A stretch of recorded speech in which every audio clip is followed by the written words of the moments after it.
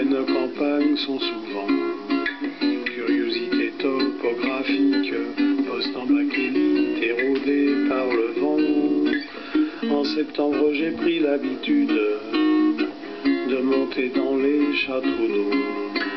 Et en haut des escaliers rudes, j'entame l'étude des chambres d'écho. Je reconnais un halo qui passe au loin, c'est la lune rousse qui court à travers les pins.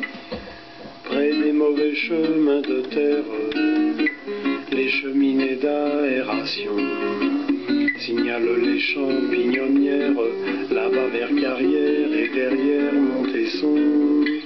Sous les lianes il y a une grotte, quelquefois fatigué j'y dors.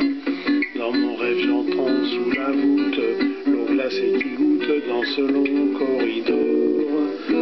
Le soleil s'infiltre à travers les persiennes, triangle clair de poussière jusqu'au parquet. Il y a aussi un havre comme l'atelier en sous-bassement, bâtiment perdu dans la Drôme, où le dur arôme du café m'attend. Tout n'est pas dit car sous l'orage, je m'assoupis dans les copeaux. Dans la pièce réservée au siège, la campagne nage derrière les carreaux. Quittons cette campagne pour d'autres contrées, même ciel, même lune et même soleil. Des feux signalent la rivière, maintenant je suis éveillé. Dans ce continent ferroviaire, toute la nuit gère le long des marais. Les dépôts de locomotives dressés devant moi dans la nuit. Dans les hautes herbes captives, entre les deux rives de la rivière qui luit, on entend dans la nuit les camions qui grondent. C'est le Grand Londres au centre de la map monde. Je passe les eaux industrielles sur un vieux canot à moteur.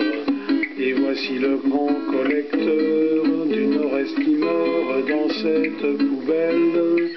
Les grands docks maintenant sommeillent, perdus au bout des voies ferrées. Le quartier chinois émerveille les eaux de mon œil vers sur les rails rouillés. Paris qui ne sera plus longtemps Paris me laisse encore un petit peu de répit. Tout au bout de la rue Custine, le bus 80 disparaît. Au dernier virage, on devine, là-bas se dessine la place Clichy. Le fracas des automobiles, le grondement du métropolitain. Voici la rumeur de la ville, je baisse les cils, on doit être demain.